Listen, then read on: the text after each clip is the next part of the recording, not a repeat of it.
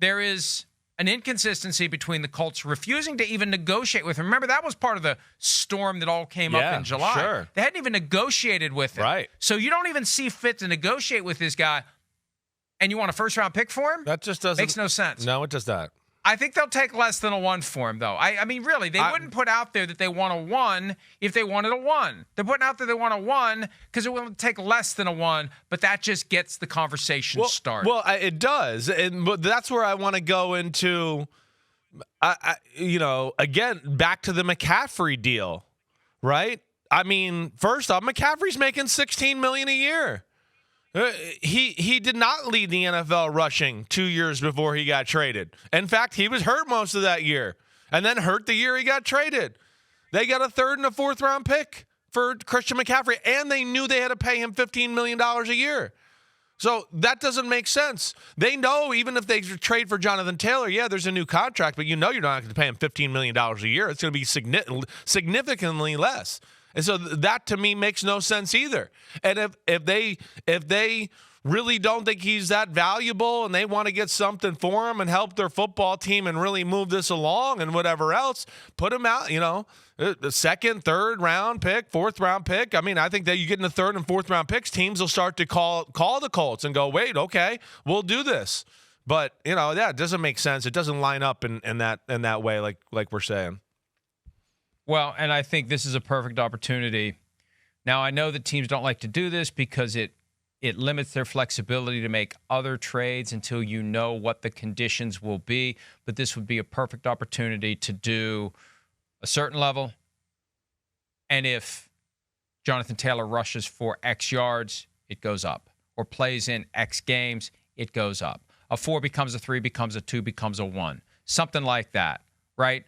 That would be fair. That would make sense. That would maybe get this done. And then if you trade for the guy and he has a big year, you're fine to give up the first-round pick, right? You win the Super Bowl, you'll give up a first-round pick. You're in the Super Bowl, you'll give up a first-round pick. You get to the Super Bowl and he plays 80% of the snaps, something like that. There's got to be a way to do it. That doesn't happen nearly often enough, and I think the main reason teams are reticent to do so is they don't like to be caught in a spot where they've got 3 or 4 picks that are kind of frozen pending the outcome of whatever the conditions are that apply to the trade that can move a draft pick up and down. But that would make sense here. Wouldn't that make sense? It would. If somebody at this stage of the game is getting involved to get Jonathan Taylor, we don't know how healthy he is. We don't know how much he's going to play this year. We don't know how good we're going to be with him. We're plugging this piece into our machine as it's starting to roll down the tracks. We're changing the tire on a moving car here.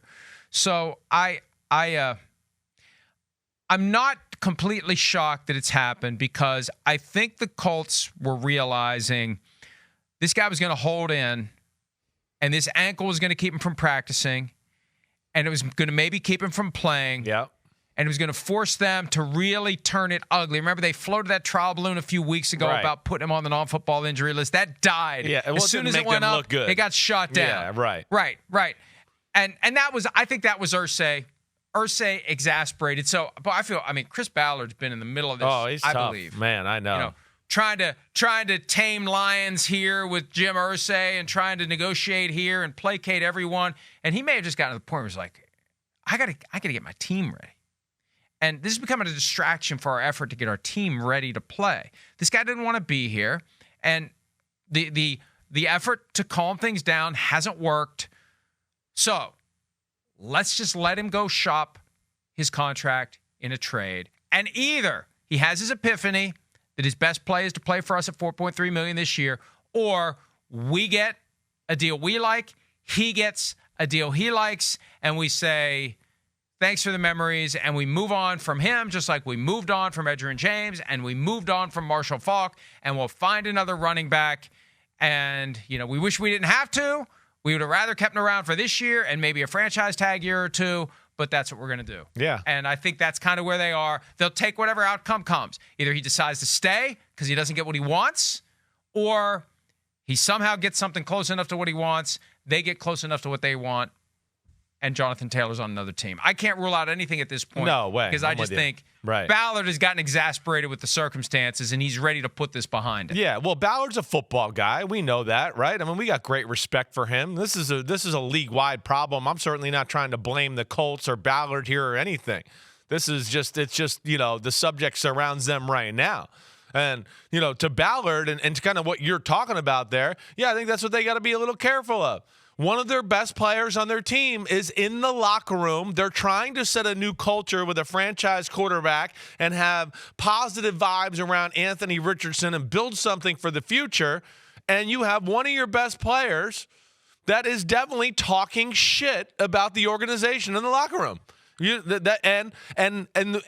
that might not be a big deal now, but if a few losses and the team's not doing good, and then another guy or two maybe feel mistreated, then all of a sudden you got a whole corner of the locker room that's talking crap about the organization. And that's where it filters down, rolls downhill, and all of a sudden you go, whoa, there's a problem with the culture in Indianapolis. Ballard's smart. He knows that. He doesn't want to deal with that.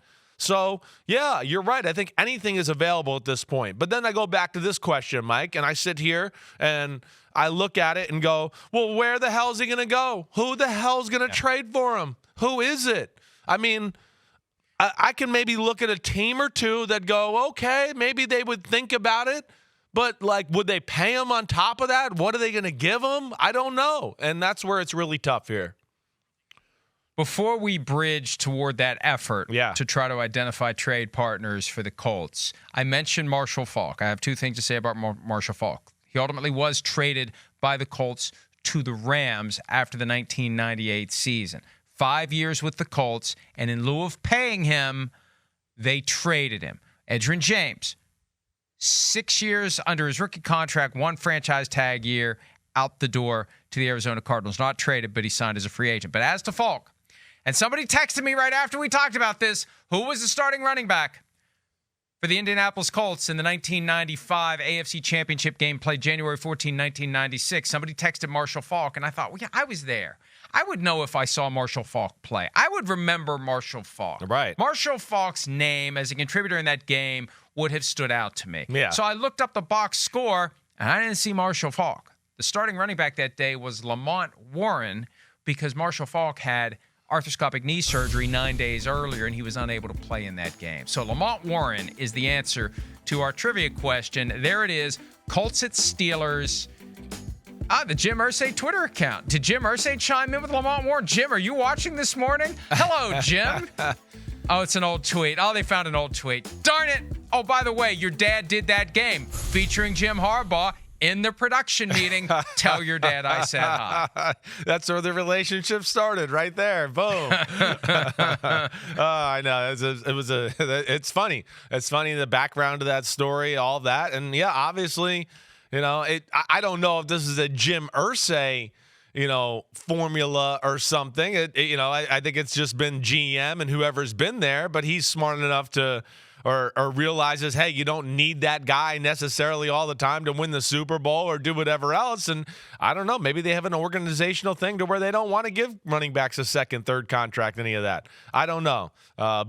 But yeah, this is crazy that it's come to this point. It's crazy that it's at this point at this time of the year right now. That's where I will fault, certainly, like you said to start the show, Jonathan Taylor and his representation. This should have been brought to a head in late February. It should have been at the Super Bowl. We should have been, hey, Jonathan Taylor agent said they're not playing for the Colts unless they get a new contract this year. We should have been talking about it in the week leading up to the Super Bowl. And that didn't happen, and that's unfortunate, and now it's a tough spot for Taylor. Hi, it's Mike Florio. Thanks for watching PFT on YouTube. Hit subscribe for the latest news and analysis from Pro Football Talk.